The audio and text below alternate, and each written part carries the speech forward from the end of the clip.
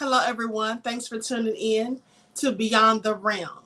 So, this is a channel where I talk about paranormal things, paranormal occurrences, unexplained phenomenon, mysteries that have remained unsolved.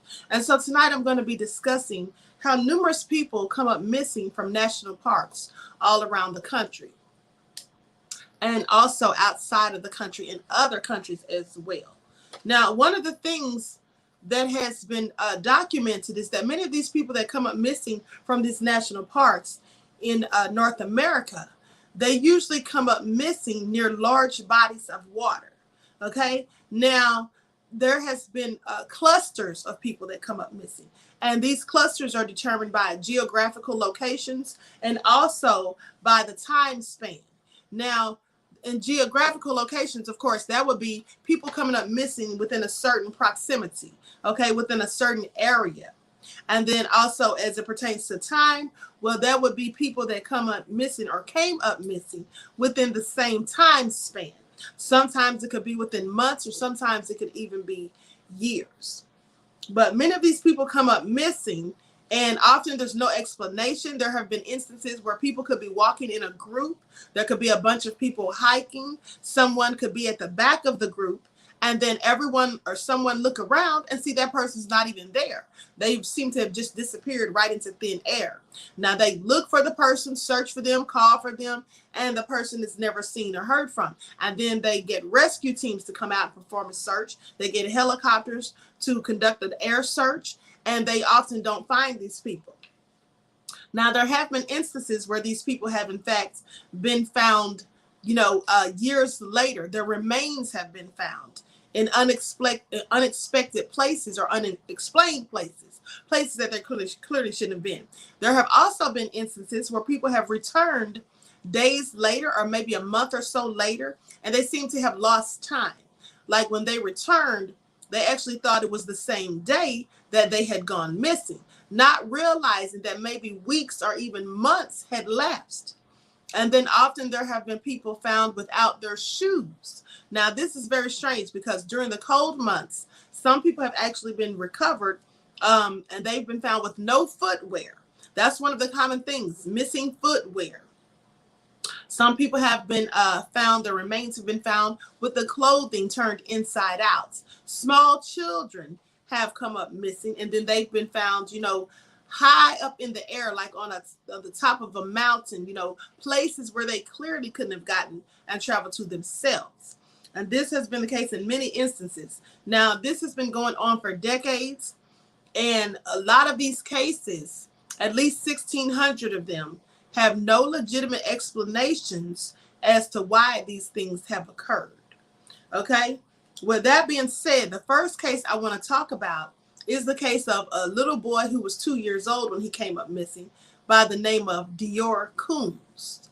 Now, Dior Coombs was going on a camping and fishing trip with his parents and his grandfather and a friend of the grandfather's. Now, they were in Idaho Falls, and they went out, just to have some family time together.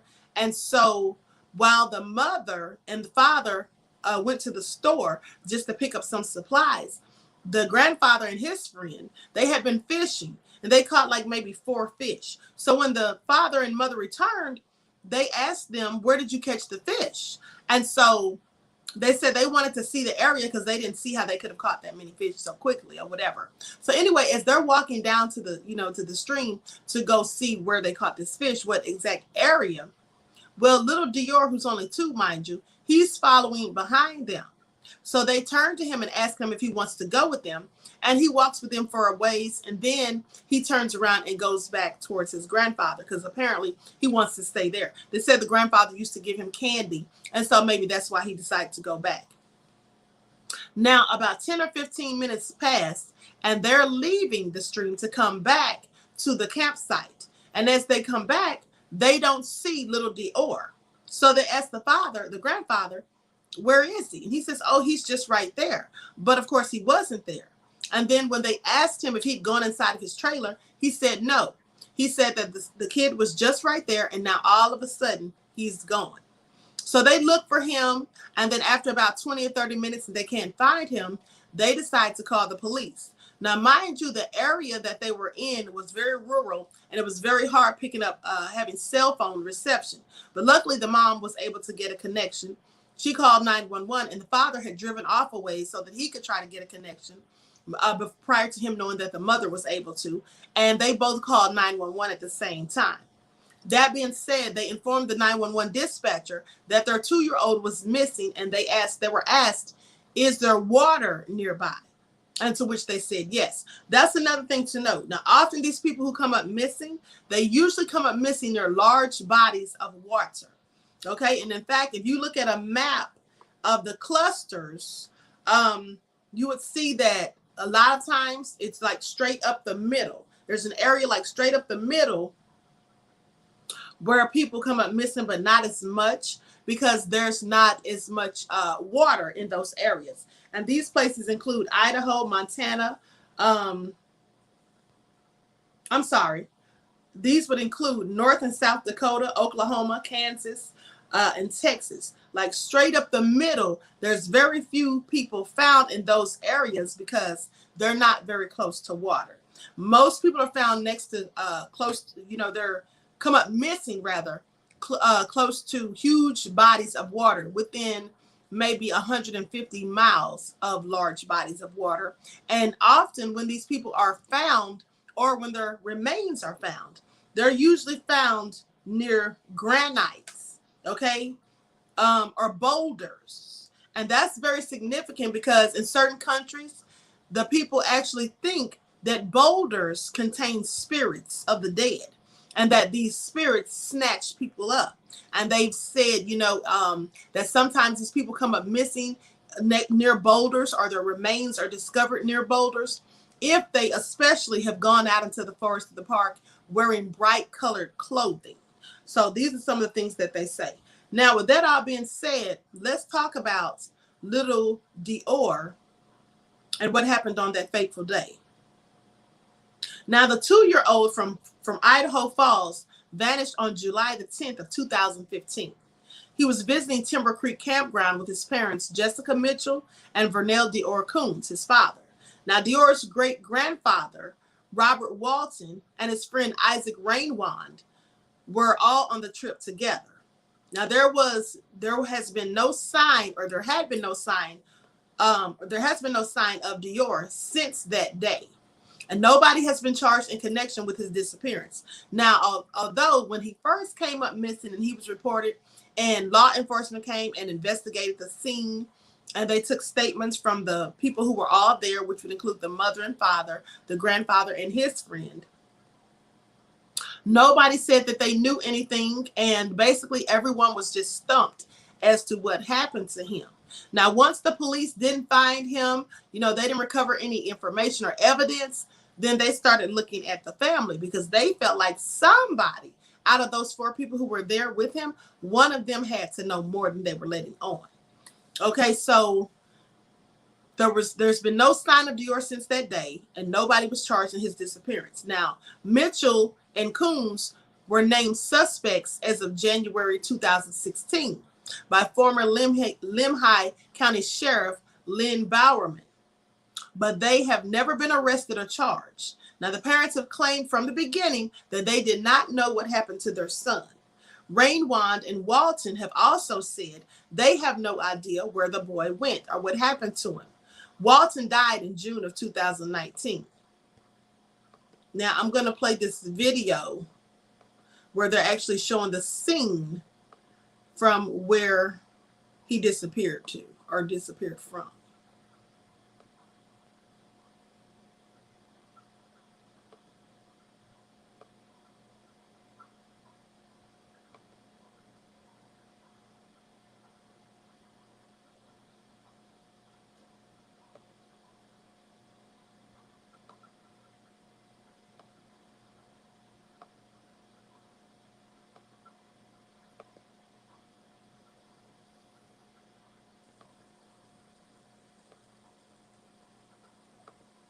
This is the place last seen right here, this location. More than 4 days and still no sign of Dior Koontz. Wednesday, advanced search and rescue crews with canine dogs scoured the reservoir and creek near the campsite where Dior disappeared. You've searched the creek several times. Yes. Any sign of him in the creek?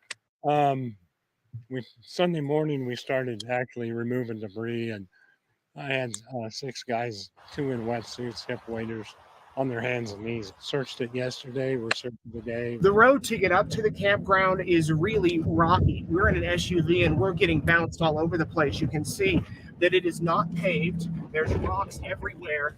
And you would really need to be in an all-terrain vehicle or an SUV to even get to where the family was camping. This is the campsite where Dior and his family were camping. It looked like your average campsite. You've got a fire pit, picnic table, very close to the creek that we have heard so much about. In fact, the creek is just here a few yards away. Notice the terrain down to the water. It's very steep.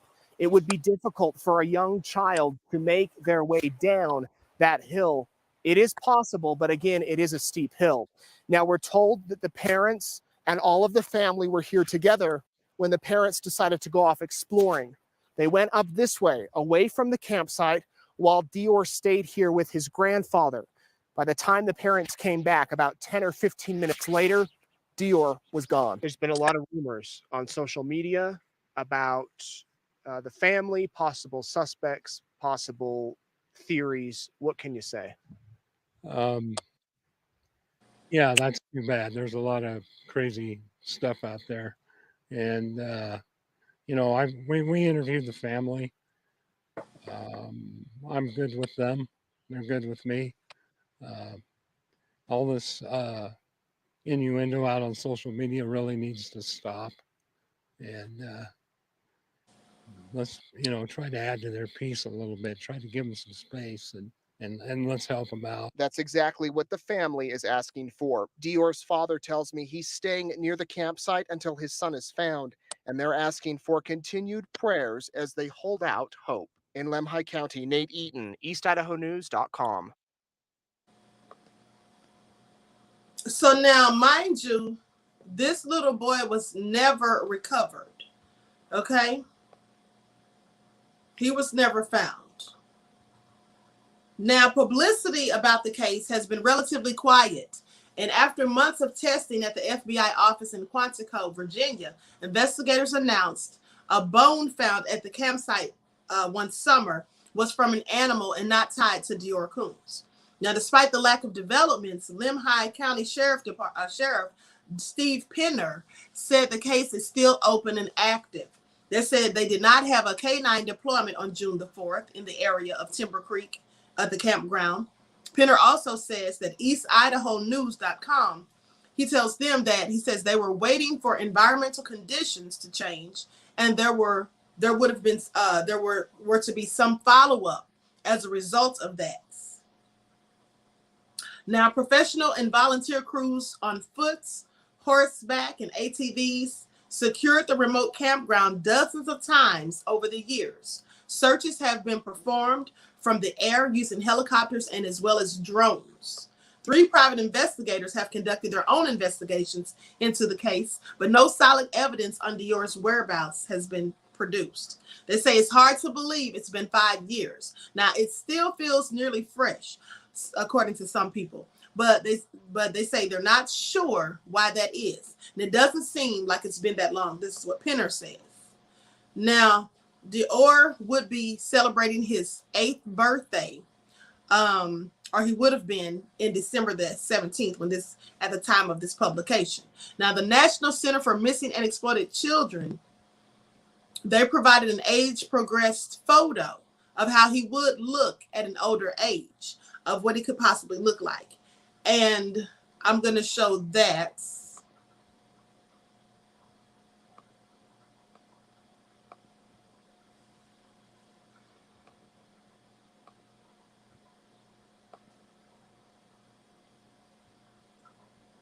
And so this is what they expect that he would have looked like. Remember, he was only 2 when he came up missing. And they figured that this is how he would look as he got older. They used an aged enhanced technology to see how he would possibly look.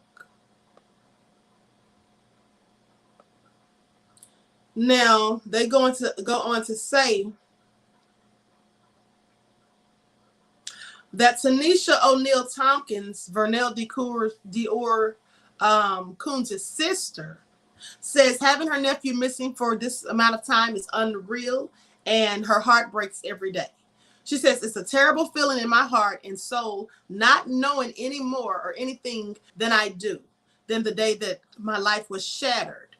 Okay. And he's been missing 2 times longer than I've known him. And that just tears me up inside and out. It's a paralyzing feeling, not knowing anything. It destroys your mind, trying to figure it all out. None of it makes sense and none of it seems fair. Now, Jessica Mitchell and her mother, Trina Bates Clegg, said they were still holding on to hope that Dior is alive. They said, we're so grateful for the continued dedication of law enforcement and our private investigator, David Marshburn, and his team as they continue their efforts to find answers in regards to baby Dior.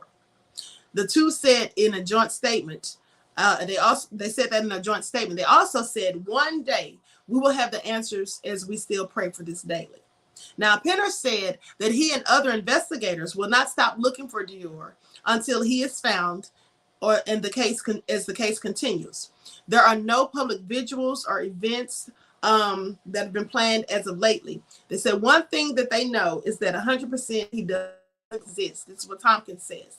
He is destined to do great things in this world, and I can only hope for this, that he is alive and I will see him again someday. And here's the interview of the parents. And let's not forget, remember, a lot of people on social media were saying they thought the parents had something to do with it. There were all kinds of allegations. And in fact, even the police were looking at the parents with a side eye after they couldn't find any of his remains or anything like that, and didn't in fact know what had happened. I'm not sure what day it is today. Today's Monday. It was Friday. Friday at about 2:26 is when I was it 2:26. It was 2:36 when I called. It was 2:36 is when she called, and I was in the truck hauling down to the road to try and get service because I didn't think one bar would get it. So she got very, very lucky. I was blessed that she was able to get service because I didn't want to try and risk getting halfway through my talking to the 911 and have it cut off. So I went down to where I knew I can get a little service about a half mile down the road. We searched after about 20 minutes and in a dead panic, not knowing where he was in such a small area and never being there, I knew I was in trouble. So we decided to call search and rescue. And that's when I drove down. She tried getting a signal out. As soon as I got a hold of them, they told me that she was on the other line with them and they had our location and they were on our way. They were amazing. They are amazing and they still continue to be. Lemhi County Sheriff and Salmon Search and Rescue, you could not ask for a better group of people, volunteers and search and rescue and just everybody. You couldn't ask for better people. Okay, so that all been said, they never found him. They never recovered any remains or anything. And so that is just one of the many stories that have happened. There was a little boy, in fact, who was lost during the winter, came up missing in the midst of the night. The parents don't know what happened to him. When he returned, maybe a couple of nights or days, or maybe 2 or 3 nights later, he was freezing cold. He wasn't wearing his shoes and his clothes were wet. They don't know how he got to the area of the park that he was found in.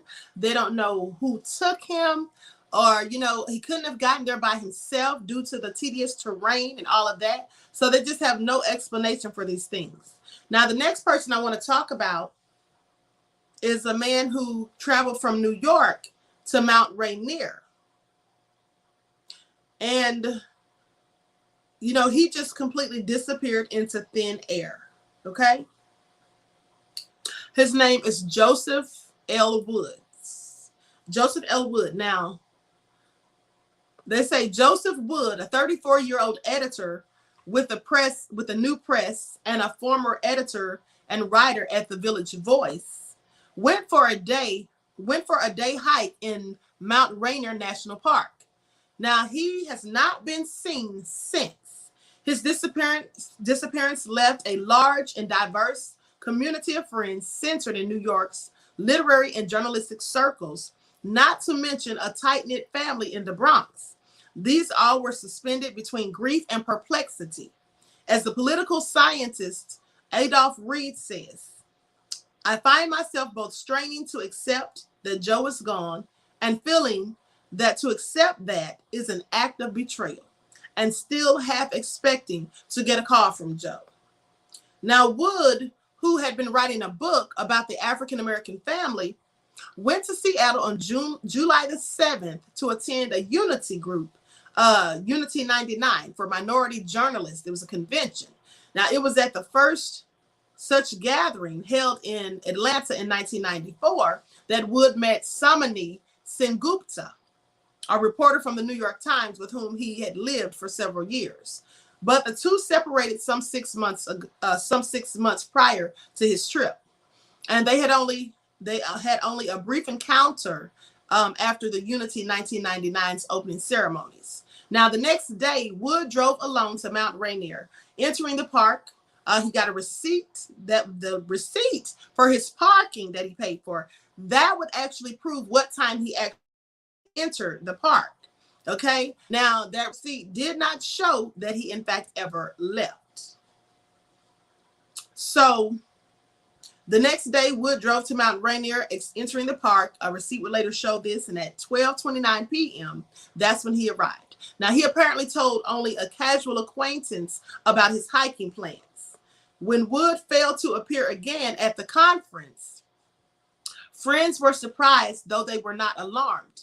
But when Wood did not return to New York on Sunday, July the 11th, just days later, well, Sengupta started burning up his phone lines and calling people all across the country. She was very concerned. And then by Tuesday, July the 13th, she had filed a missing person report. Now, the next day, park officials found Wood's rental car in a Mount Rainier parking lot, which was very strange. And the park's rangers began to search for him at that point. Then on the morning of July the 15th, they got their best. And it would turn out that their only lead, a hiker named Bruce Gaumond, recognized Wood in a local newspaper story, and he called the park. Now, park rangers began to search for Wood. Then on the Monday morning, this is when a person by the name of Bruce Gaumond saw him, okay, or recognized him from the newspaper. Now, Gaumond said he had met Wood on the Rampart Ridge Trail at an altitude of about 4,800 feet. Hello, Donna, beloved. Okay, at about 4,800 feet on July. Now, Gaumond said Wood asked whether the snow-covered trail continued much farther. Gaumond told him he'd gone up another 5 or 10 minutes, but turned around at a dicey-looking snow bridge. Now then, said Gaumond, Wood, dressed in a light shirt, wearing binoculars and carrying a bird book in one hand, forged on ahead. Gaumond said that he came down, and the mountain has yielded no other clues about Wood's about his disappearance ever since. Now, standing in the trail clearing where Wood was last seen, they said it's easy to understand what might have drawn this avid bird watcher to the mountain. You see, it perplexes some of his friends that Wood, who was very alert and but he had a heart condition, they were surprised that, he would have gone out there so far by himself. But they say he was otherwise in good shape, and so he could climb high. But the 3-hour hike, the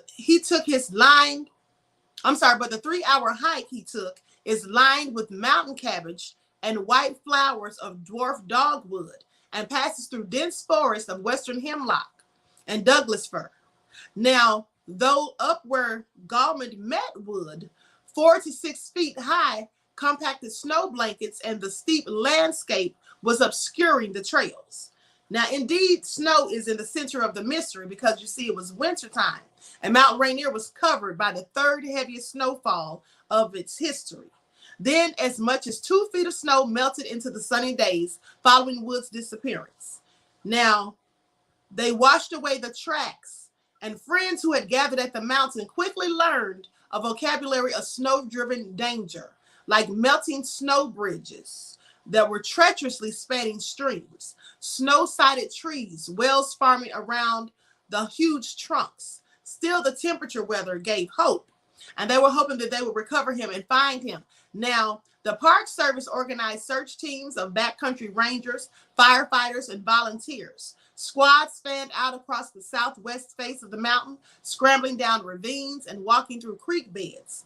Dog teams covered the trails, helicopters zigzagged all along the mountainside. But by that Friday, July the 16th, rain began to fall, now lowering the temperature and searchers' morale and making the search even more dangerous and tedious. So by Saturday, as Wood's father, Joe Sr., and his mother, Elizabeth, and his sister, Pamela, as they arrived, 10 days they arrived, they held out little hope that he would have survived 10 days in this wilderness. Meanwhile, of course, the nation had become transfixed by John F. Kennedy Jr.'s disappearance, because it happened around the same time. So Wood's friends lamented the relatively small resources committed to his rescue. Calls did come in from park offices from Washington's Governor Gary Locke, as well as the White House press office. Now, rangers citing improving weather decided to extend the search just one more day. They found no evidence of Wood, however, and at an emotional meeting that Sunday night on July the 18th, rangers explained their decision to scale back their search.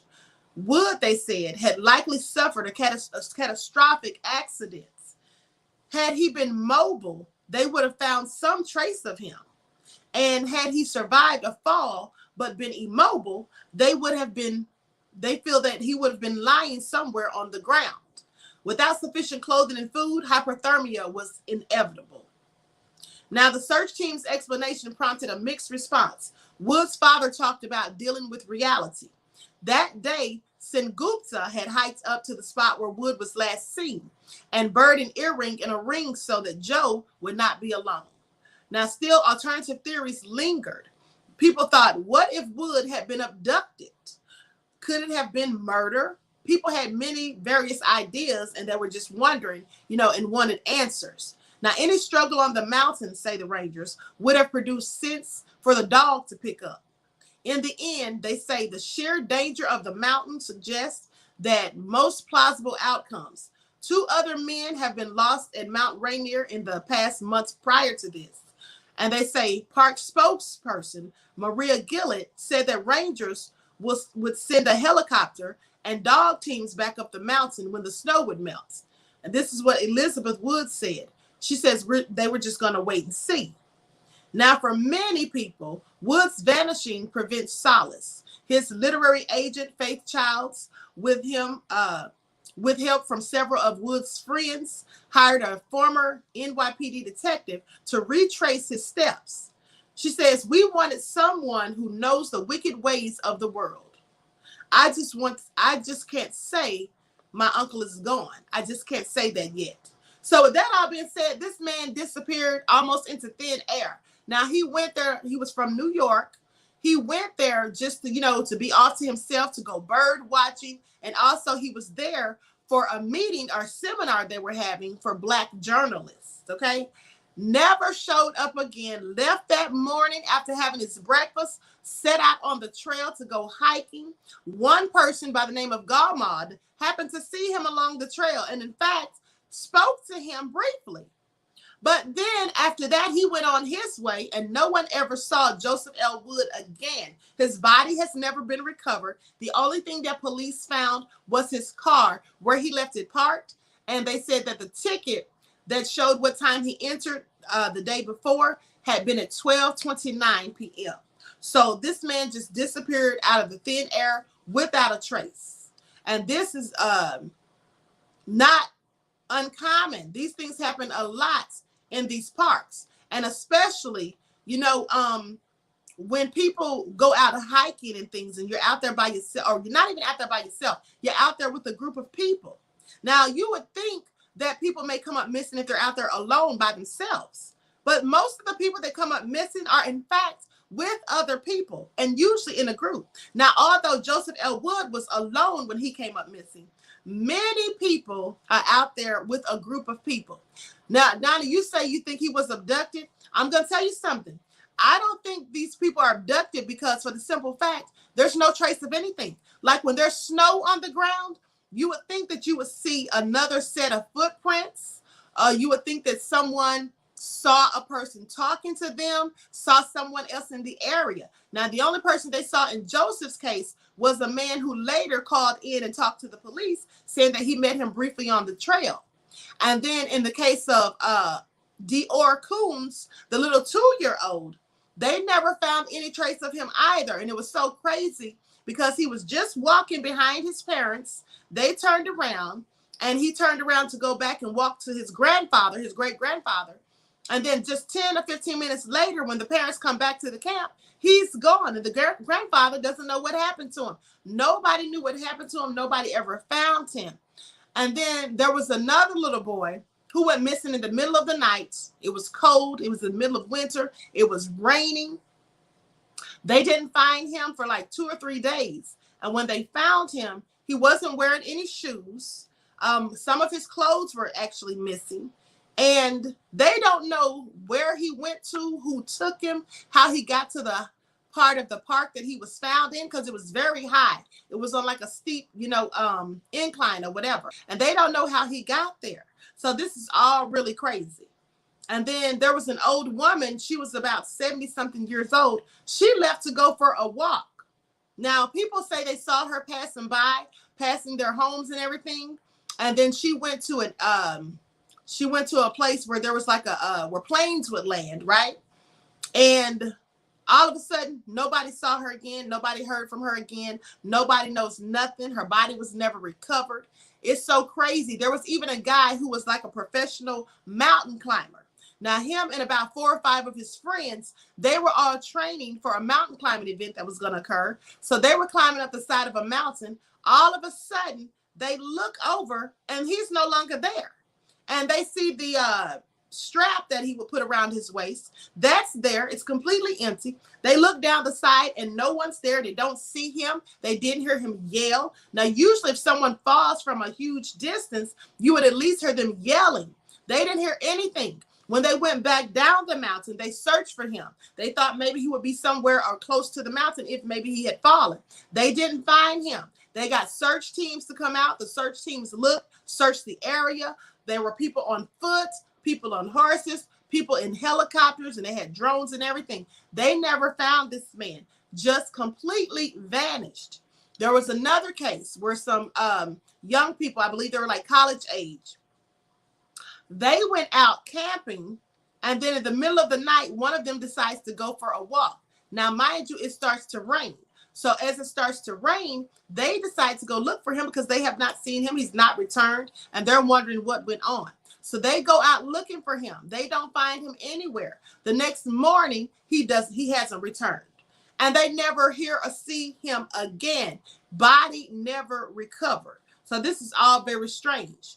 Now, I'm going to tell you about some of the other strange disappearances. And mind you, Joseph L. Wood was actually the second Black person, right, that they say went missing in one of these parks. Because you see, it is more likely for white people to come up missing in these parks because white people go camping and hiking much more than Black people do. So he was like only the second person that they have reports on. Now, there were many other mysterious disappearances, and most of these occurrences actually occur at Yosemite National Park, although they do occur in different places. But also, as I said before, many of the bodies that are found or recovered, the remains, or people that just come up missing into thin air, it's usually around a large body of water, like within 150 miles, away from water. Okay, that's where most of these people come up missing. Now, in the United States National Park System alone, there are more than 84 million acres, 340,000 square kilometers of preserved woods, deserts, mountains, and other wilderness. So it's no surprise that in the past 100 years, there have been a number of cases of hikers going missing. Most of those who vanished were young children and inexperienced hikers, but some were healthy and seasoned outdoors people. But is there more than these to these disappearances than people just wandering off or hikers becoming disoriented? What could cause someone to seemingly vanish into thin air is the question. Now, there are two approaches people take in explaining this mysterious disappearance or these mysterious disappearances: earthly and supernatural. Okay, like paranormal activity or occurrences. Most hiking experts would say that these missing hikers made common mistakes, like simply taking on more than they could handle or failing to time their turn back and to beat the sunset. Like basically saying they would go out there and not realize how long they've been out, and then it gets dark and then they have a hard time finding their way back and possibly get lost in the woods, the forest, or whatever, and become disoriented. Now, the disappearances have become a focus of urban legend, okay? And there's a man by the name of, an author by the name of David Palides, who writes about these occurrences in his series called Missing 411. And he's written of about at least 1,600 cases. He's in fact the one who determined that these people come up missing in these different clusters, like geographical clusters, meaning that they came up missing in the same area or in close proximity to one another. He also talked about the time clusters, which is when people came up missing within the certain time span. Now, they say, to be honest, although it might be fun to imagine monsters or something spooky or whatever, it's really, some people think it's really supernatural occurrences, even though no proof of that has actually been established. But there has definitely been some unexplained disappearances, both in the United States and abroad, because there was a young man by the name of Gary Tweedle who strangely came up missing in Australia. Okay, now, informal federal government run national parks, as well as in related spaces like national parks, recreation areas, state parks, and more, there are at least 10 of the most fascinating stories of people that came up missing. One of them was Bessie and Glenn Hyde. They came up missing in 1928. Now, Bessie and Glenn were honeymooning in northern Arizona at the Grand Canyon when they vanished. They were traveling down from Colorado River by scow in October of 1928 and planned to boat through the Grand Canyon. Now, Bessie would have been the first woman ever to do so successfully. Glenn had run tough rivers before, so he was quite experienced in this. But Bessie was a boating newbie. The couple ran across other boaters a few weeks prior to their disappearance. Now, these people say they got the feeling that Bessie wanted to turn back, but Glenn was pushing her to go forward. Now, if they completed the trip successfully, they could go on to a paid lecture tour. So the trip was more than just fun for them. It was a way to make money, and they had a lot of money at stake. Now, several months later, the Hyde's boat was discovered that winter, seemingly undisturbed. It was upright and full of supplies, but the couple, they had vanished. Now, there are many theories about what happened to the Hydes. You know, some people said, did they disembark and try a too difficult side hike? Did they have an argument that turned to violence, or were they abducted? There are conflicting reports about what happened to the Hydes, and more than one Bessie Hyde sighting in the years that followed. People claiming that they saw Bessie Hyde. Then in 1938, there was Alfred Bellharz. Now, Alfred Bellharz was 5 years old. Now, this was the first recorded drowning in Colorado's Rocky Mountain National Park. Though whether Bellharz actually drowned is purely controversial, because they don't really know, but people speculated. Now, he was camping in the park with his family over the 4th of July weekend when he disappeared. And he was near the Roaring and Falls River. Belhartz had gone with his dad to bathe in the river.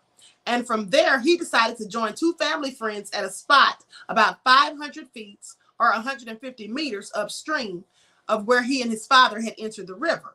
When everyone returned to camp, that's when they realized that Belhart was missing. A search began immediately, expanding to more than 100 civilian Conservation Corps members within 45 minutes. But there was barely any sign of Belhart anywhere. Now, a day after he disappeared, a couple hiking about 6 miles away from Belhart's campsite reported seeing a boy who looked like Alfred and that he was sitting in an area called the Devil's Nest. Now, the search went on for 10 days and included 150 men plus bloodhounds, though the size of the search party had dwindled to a dozen by the end of the 8th day. Some people just frankly gave up. And they never found him. Park rangers ended up chalking his disappearance up to saying that he likely drowned, but there was never any proof of that. And then you have Catherine Van Alst, who came up missing in 1946. Now, 8-year-old Catherine Van Alst disappeared by Devil's Den State Park near Arkansas. Now, I want you to pay attention. These two kids that came up missing, both of the places where they came up missing had the word devil in it. That's something also that is common, because I do believe Gary Tweedle, who came up missing in Australia, the area that he was in was also had the word devil in it, okay? Now, this little girl, Catherine, came up missing near Devil's Den at State Park. And remember, the little boy, Alfred Belhartz, he came up missing near the Devil's Nest. So this is all very strange.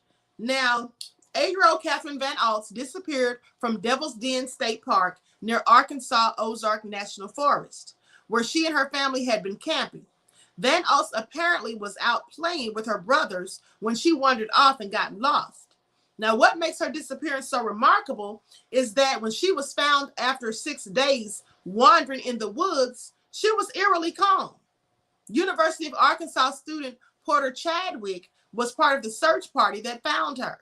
He says, now this is what he told the Pittsburgh Press, okay, that when they found her, she walked stoically out of a cave and just said, "Here I am." This is what the little 8-year-old said. "Here I am," like nothing was, it was no big deal. Now, many other hikers have gotten lost in that part of the Ozarks and have not been as lucky as Van Alst. A grown woman was lost there for 17 days and died just 50 yards or 46 meters from the road.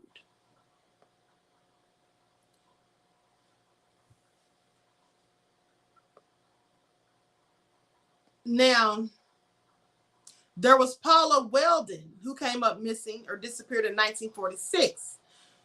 There's an area of Green Mountain National Forest near Glastonbury Mountain and Vermont's Long Trail that people believe, is involved in the paranormal, okay? In the paranormal called Bennington Triangle. That's what they call it. Now, this area got its name from a handful of mysterious disappearances which occurred between 1945 and 1950. Paranormal author Joseph A. Citro coined the term because of the supposedly supernatural occurrences surrounding these vanishings. Now, Paula Weldon was the second person to go missing in that area of Green Mountain National Forest during this time period. 18-year-old Weldon was a college student who set out on the Long Trail in December of 1946. She was dressed for walking and not a long hike, simply wearing jeans, a coat, and sneakers. Now, her attire implied that she planned to return before it got dark, when temperatures were supposed to dip below freezing. So they expected her to return before it got night, because it gets colder at night. They already were expecting for it to be freezing temperatures. Now, Weldon told her roommate that she was taking a long walk, but yet she never returned. Several people spotted her as she hitchhiked her way to the trail and walked to the trailhead. Now, when Weldon didn't come back by dark, her roommate let the school know, and the search began. Classes were suspended so the students could help with the search. The process was disorganized at first until Weldon's father called in favors from police in 2 surrounding states. Now, unfortunately, the search didn't pan out, and frustrated family and friends had their own theories about what happened to her. Did Weldon run off with a boyfriend? Some people thought. Was she abducted, or did she commit suicide, or did she die from exposure because of her inappropriate attire? No one has discovered her body, so her disappearance remains a mystery. There's a rumor that this area of the Long Trail is home to a creature called the Bennington Monster. Could this be a Sasquatch-like animal? Could this animal have done something or have something to do with the disappearance? Some people call it the Bennington Triangle because numerous people have come up there missing there, just like the Bermuda Triangle. Now, regardless of whether people think these disappearances are natural or supernatural in nature, the cases do have a few things in common.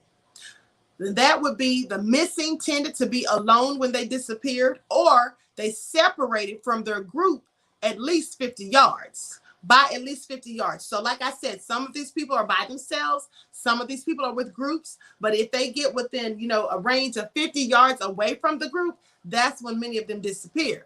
Now, they say bad weather and chaotic, disorganized searches are also a running theme in these cases. You can believe that these were incidents or accidents, abductions, or something even more sinister.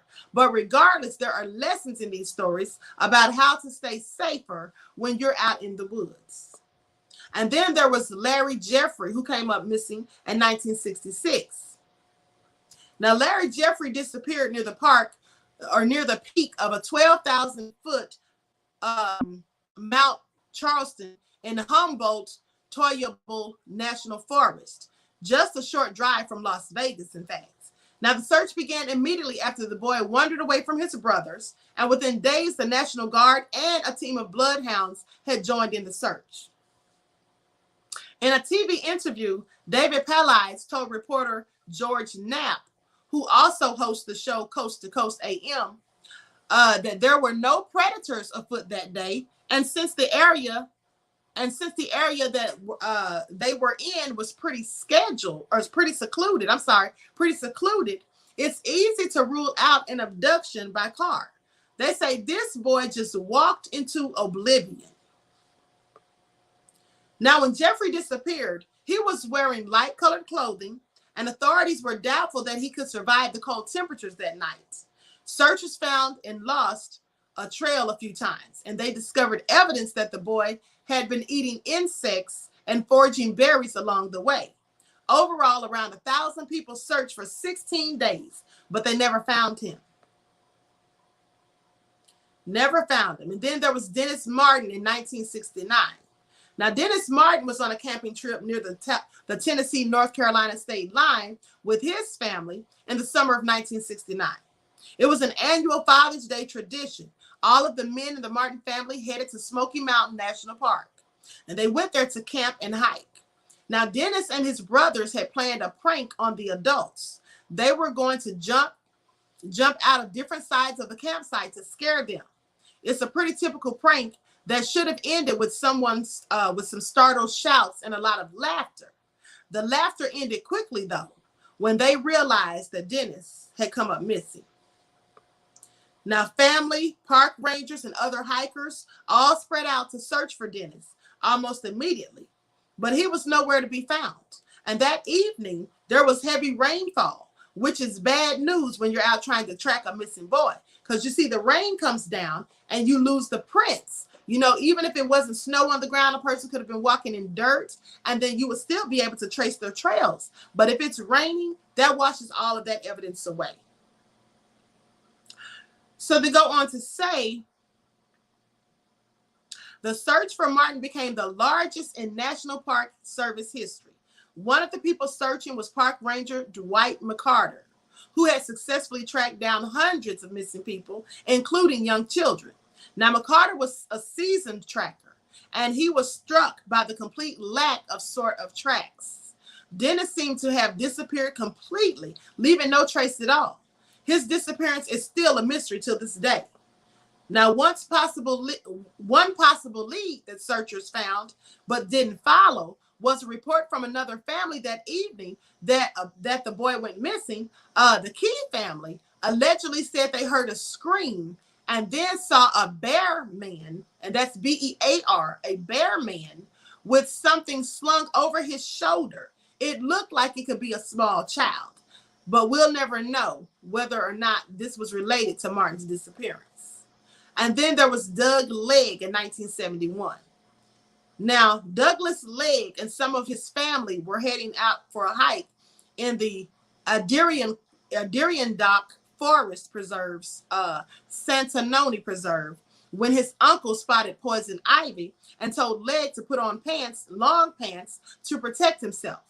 Now, the family's cabin was a short, straight shot from where they were, but Legg never returned.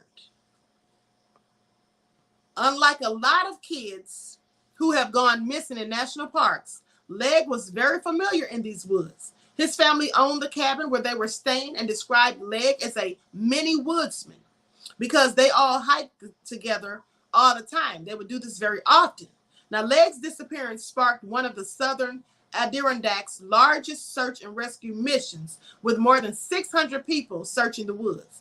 But like David Gonzalez, Legg left no trail. Now, unlike the Gonzalez case, though rescuers used dogs in their search, some accounts describe dogs following Legg's scent over a 30-mile radius over a trail through very difficult terrain. And you might ask, how could a young child have traveled for such a distance? Some searchers reported seeing bear-like tracks near the site. While black bears do drag their prey to cover, dragging someone 30 miles over difficult terrain seems very unusual. Then you have John Devine in 1997. He came up missing. According to Peninsula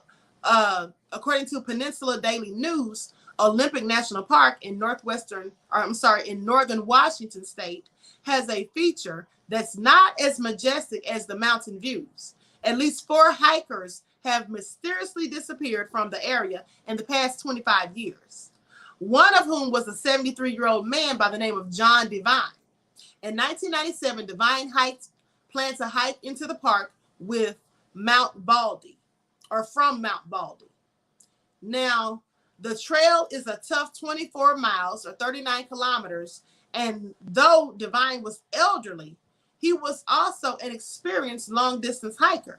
Devine was camping with his friend, Greg Balzer. They split up on the day that Devine went missing. Balzer went off to hunt while Devine took off on a day hike. But unfortunately, Devine never returned. Now, the fruitless search for Devine lasted up to a week until a rescue helicopter crash killed 3 more people and injured 5 others. By that time, weather conditions had deeply deteriorated, making the chances of finding Devine slim to none. Friends and family then said that Devine wouldn't want to put people in danger on his behalf, and the search was then called off. Now, the search helicopter's crash is as mysterious as Devine's disappearance. Before takeoff, the pilot used a hand signal indicating that he was going to wait 5 minutes for conditions to improve before attempting it. A moment later, the helicopter departed vertically without warning and crashed into the side of the mountain. David Gonzalez, 2004. Now, at 8 a.m. in the morning on a July morning in 2004, David Gonzalez asked his mother if he could have her car keys. There was a box of cookies in the car, and he wanted a treat. Now, the car was only 50 yards or 46 meters away, and his mother watched him as he walked to the parking lot near their Big Bear Lake campsite in Northern California's San Bernardino's National Forest. Now, she turned her back for a split second, and when she looked again, Gonzalez was gone. His mother reported that she heard no sound at all when her back was turned, though she did see a beige truck speeding out of the campground around the area that her son went missing. But since there were no signs of abduction, authorities did not pursue that lead. Now, the cookies that Gonzalez went to get were still in the family's locked van. So he never even made it to the car. Rescue teams in San Bernardino County scoured the woods for Gonzalez. They found no signs of a struggle or of the boy.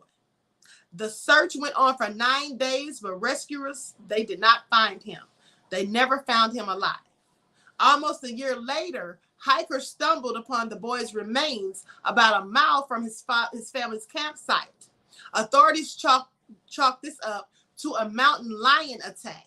But how could a mountain lion have silently dragged a 9-year-old boy a mile away without anyone hearing anything or without leaving any blood or signs of a struggle? Because surely he would have been kicking and screaming.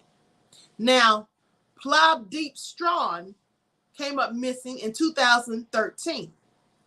Now, Strawn was a 25-year-old Canadian Army reservist who disappeared from Australia's Kosciuszko National Park, located in the southeastern state of New South Wales. Strawn was studying abroad in Australia in May of 2013 when he decided to take a 17,000-mile road trip from the Gold Coast to Melbourne.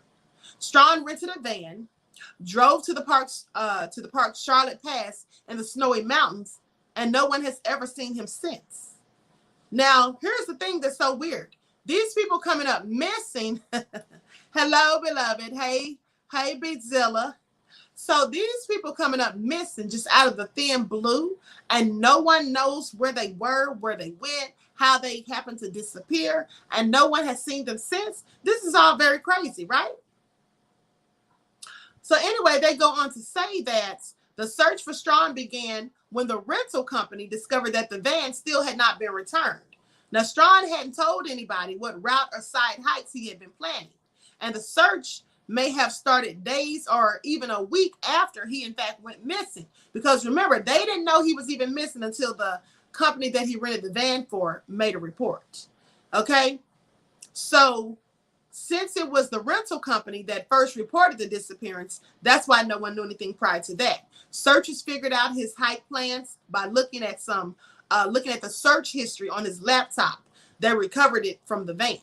Now, Strawn's family hired private searchers after Australian authorities called off their search for after only 2 weeks.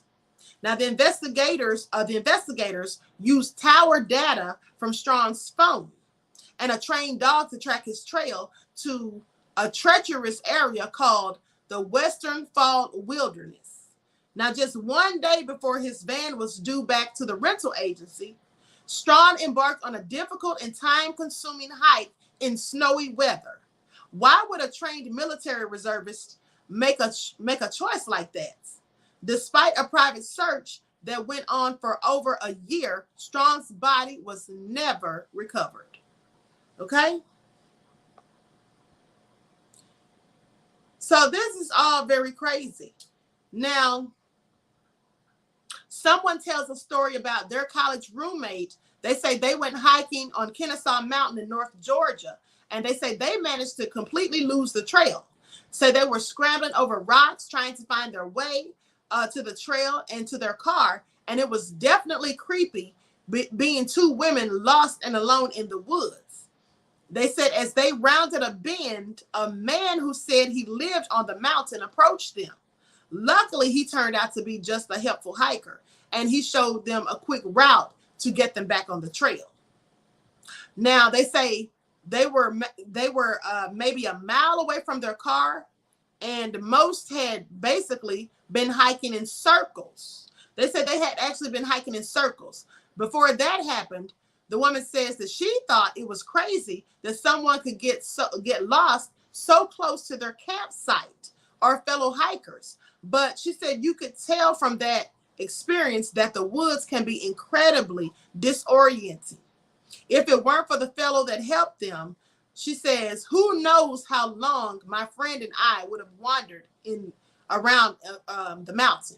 So with that all being said, let me tell you something. Here's the thing that's crazy about these whole scenarios. Now, some of these may sound like they have a logical explanation, like maybe they went walking and fell down a ravine, came across treacherous terrain, and, you know, could have gotten caught up in some brush or anything and just, you know, died. Maybe they committed suicide or jumped off of something. These are the theories that some people have. Now, what I find so mysterious about the whole thing is, in fact, that, like I said, many of these people who come up missing, they come up missing when they're close to bodies of water, huge bodies of water, most of them, and next to boulders in the forest. Now, that's very strange. And then when the bodies are found, they're usually found at high altitudes. And you would think, how could a person have gotten up this high? And especially when it's little children, 2, 3, and 4 years old. This doesn't make any sense. Did someone take them up there? If someone did, why isn't there any other DNA found on their clothing items when they are in fact found? Why aren't there any footprints? Why didn't anyone see or hear anything? These things are all very strange. And as far as the girl who I mentioned, who came up missing, the college students, well, they say that there was another student that came up missing around that time as well. And the parents seem to think that they were in fact abducted, but by aliens. There was another story of a little boy, I believe he was 9 or 10 years old. His parents went camping and took him out that night while everyone was asleep. Someone snatched him up. And then the next morning, when he returned, as the family were looking for him, he told them that his grandmother had come and gotten him. He said that he had been asleep in his little sleeping bag, and his grandmother came from up out of a hole and snatched him and drug him down the hole, took him to a cave. Now, this all sounds crazy, right? But this is what the little boy said. So the mother called her mother to ask her if she had been to the campsite. The mother says, no, I've been at home in the bed. So she clearly isn't the person who came up out of a hole, snatched this little child, and drug him down there. Okay, so this is all very weird indeed. Very strange occurrences. So I'm going to conclude this broadcast, but I just want to bring this to, bring attention to this, because people go hiking yearly. You know, they go in the summertime. Some people go, when it's cold outside or whatever. But the thing is, thousands of people come up missing from these national parks. And there's actually, like I said, a country where they believe that people come up missing near those boulders. And they say that, in fact, those boulders are haunted with spirits. I'm going to see if I can look this up really quick. Everyone, please get the likes up. Please like and share the video.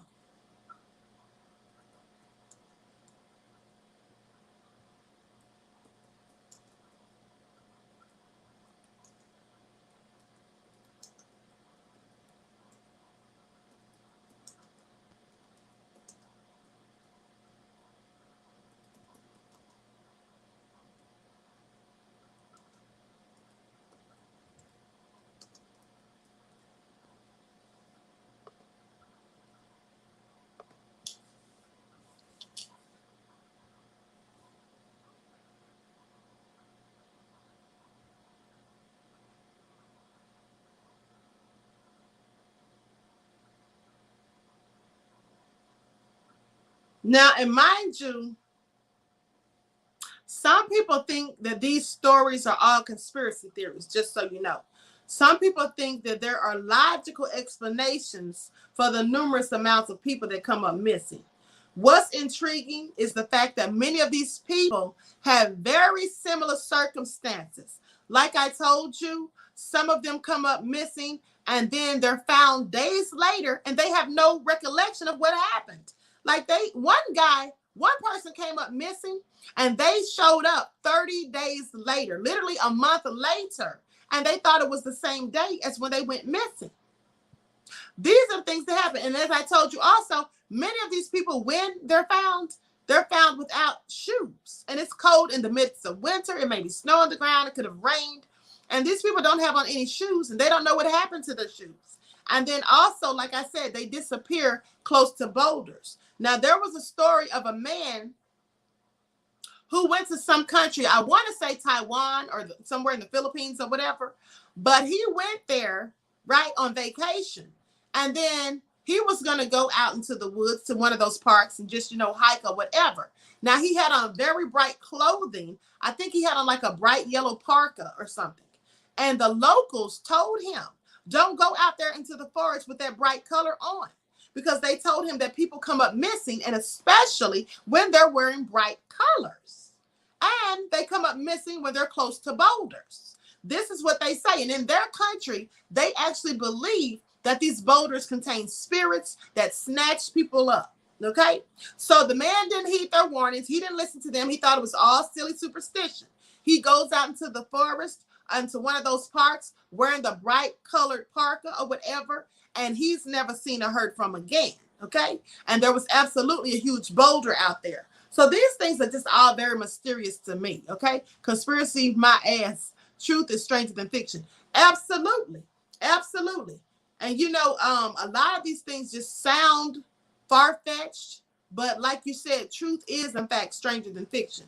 I mean, the whole scenario about the hiker, or not the hiker, but the mountain climber who came up missing. And let me tell you, all of his friends with him were in fact professional mountain climbers. Okay? All of them. They were like at the top mountain climbers in the world. And you would wonder, how did somebody like that just come up missing? Everyone, please go ahead and subscribe to the channel if you haven't done so already.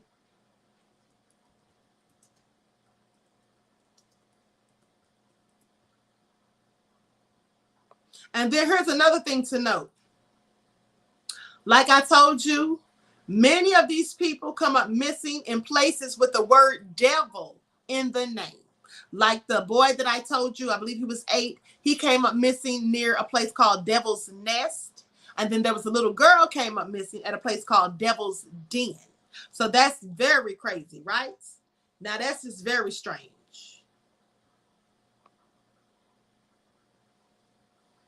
Now listen to this. Mountain climbers stumble across a mystery on California Peak. Now I'm going to let you all see this mountain that they were climbing.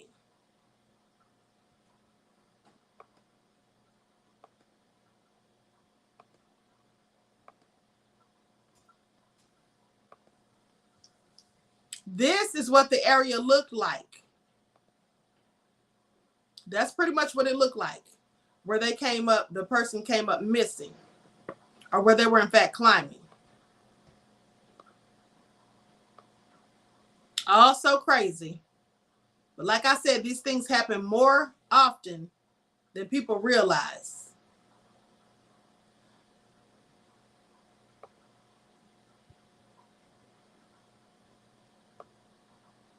Hold on, people. Well, if these rocks have crystal diamonds in them, then the rocks could very well act like portals. Quartz especially is known for its multidimensional properties because of its many facets.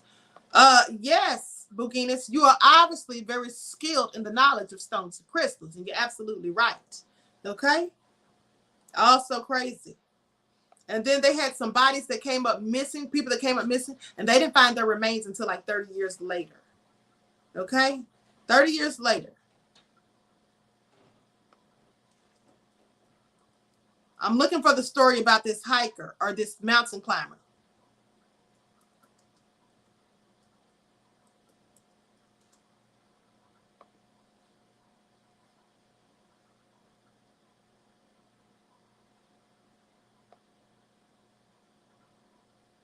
Now listen to this.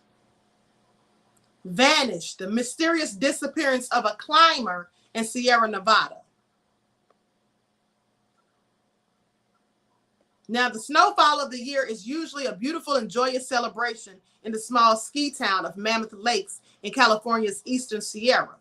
But during the early October snow in 2013, there was a disheartening situation that happened for the searchers of a missing Pennsylvania man. Hope was fading with the inevitable change in season, and those close to Matthew Green were starting to understand the grave reality that he may never be found. From more than 2,500 miles away, his loved ones experienced a tug of war between despair and optimism, feeling helpless across the country as they went through the emotions of their daily lives. Now, 3 months earlier in July, the 39-year-old high school math teacher dropped his car off at a Mammoth Auto Shop for repairs. He was visiting the area for a summer climbing vacation when the car blew a head gasket. The friends of Green that Green was traveling with headed home as scheduled, and Green planned to drive to Colorado to join other friends for more mountain climbing as soon as his car was ready. One of them says, he said, I may have to spend the rest of my life here in Mammoth. This is what he texted to a friend as he got more and more frustrated with how long the repair shop was taking to fix his car. You see, he was very anxious to get on with his trip. Now, no one has heard from Green since. He last talked to his parents on July the 16th of 2013. He didn't tell anyone of his plans for the following day. He never picked up his car. His campsite was left tidy, and his credit cards and phones had not been used. The only clue was a few pages torn from a mountaineering guidebook that pointed toward the Minarets and Ritter Range, a rugged mountain massif in the Ansel Adams Wilderness. Now, at the time, Mammoth Lakes was experiencing sunshine and above average temperatures. On July the 29th of 2013, Matthew Green was reported missing, and his body has not been found in the years since. Now, in 2013, more than 600,000 Americans were reported missing, according to the FBI's National Crime Information Center. At the end of the year, nearly 85,000 of those cases were still active. Matthew Green is the only unsolved missing person case in Mammoth Lakes. Now, in January of 2014, Green's family filed for a death certificate in Pennsylvania, but the case is still open with the Mammoth Lakes Police Department. They say most people assume that Matt was a victim of some sort of climbing accident, a fall of some sort. This is what John Greco, Green's good friend and climbing partner that met with him in California, said. But all his friends agreed that he was very experienced and skilled and careful with the mountains. Now, this is the thing. These people, like I said, these people were very skilled in mountain climbing. And there was even an instance where this guy, like I said, he was one of the top mountain climbers in the country. And they're climbing this mountain. And all of a sudden, they look over and he's gone. They just saw him. They look over, he's right there. They look again and he's gone. They didn't hear a yell. They didn't hear a scream. They didn't hear a fall. They didn't hear a thud or a thump. They look over the mountain. They don't see anyone on the ground. They come down the mountain, search the area. They don't see him anywhere. Get a search team to come out. They search for weeks. They do not find this man anywhere. It's like someone just snatched him up. And here's another thing too. Many of the people that come up missing, they are wearing bright colored clothing, like I told you. And for whatever reason, they just disappear into thin air. They could be walking. There was a case where people were walking like a group of 8. They're walking along a hiking trail. They looked back for the last person, and that person was nowhere to be seen. Now, they had just seen them like 2 minutes prior. Okay? This is all very crazy. There was a case where there were 2 or 3 guys. I think they were doctors. One of them was a doctor. They were going hiking, okay, at one of the national parks. And one of them got ahead of the others. And he told them, I'll just wait for you ahead. Because they stopped for whatever reason. There was snow on the ground. And so they were able to track his prints. But they walked along further. They saw footprints in the snow. And then all of a sudden, the prints disappeared. They couldn't find him anywhere. They had the search and rescue team come out. They had dogs. And here's what they usually do, people. Because you see, these national parks, they have their own law enforcement. They have their own police. So they don't have to call the locals some of the time. They have their own police force, right? So they're out there looking, and they have the helicopters and everything, and they bring out the dogs. Now, first of all, what they usually do is they bring out the scent sniffing dogs. And if those dogs don't detect anything, then they go and get the cadaver dogs. Now, my thing is, what's the difference between a cadaver dog and a scent sniffing dog? Because clearly a cadaver dog, which would find the smell of corpse, clearly that's also a scent sniffing dog, right? But nevertheless, they went and got the dogs. They had all these people joining the search effort. You know, they had friends, family, and other people. They had helicopters flying around, and nobody finds these people. It's like they just disappeared off the face of the earth. And like I said, the thing that's most intriguing to me is that some of these people who went missing, when they show up days and even weeks or a month or so later, these people don't know what's going on. Like they think they just went missing for a day, or they think it's the same day. They don't realize how much time has elapsed. Now, how are they losing time like this?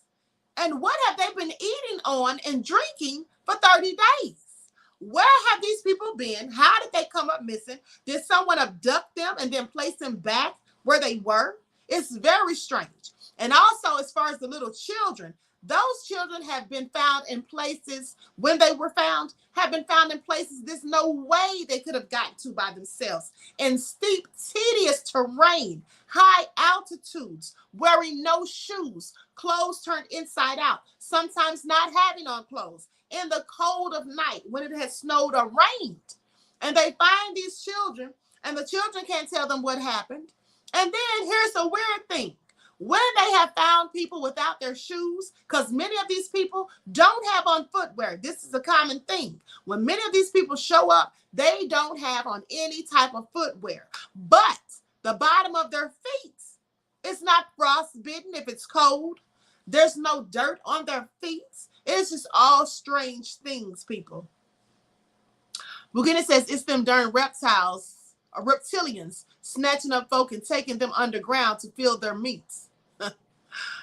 To fill their meat larders. Reptiles eat flesh. That could be it. It's something strange that's going on.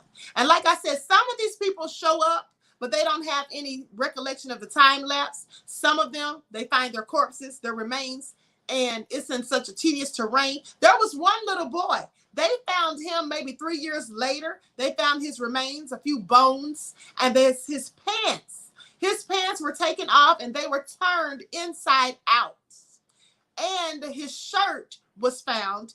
His shoes were found. Now, some people thought maybe a mountain lion did it. But here's the thing. If a mountain lion did it, why didn't his clothes have any rips in them? Why wasn't there any blood found at the scene?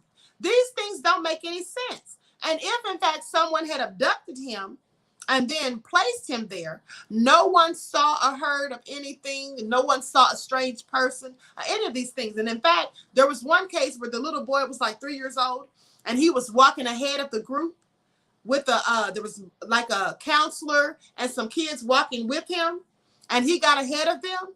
But there was people even further ahead of him. There was 2 people fishing. Now, they said they saw the little boy. He was about 3. They said that he stopped and spoke to them and talked to them. And then he went on about his way. About a few minutes later, when the rest of the team caught up to where he should have been, he was nowhere to be found. They searched numerous places. And here's the thing. When a lot of these people have come up missing, they have had search teams search the same area, numerous areas, for many times, multiple times, and the person absolutely wasn't there. Do you know, strangely, later on, this person turns up to be their body, that is, their remains are in that exact same area that they have searched numerous of times. So this is also crazy. This is also crazy. So anyway, with that being said, I'm going to conclude this broadcast.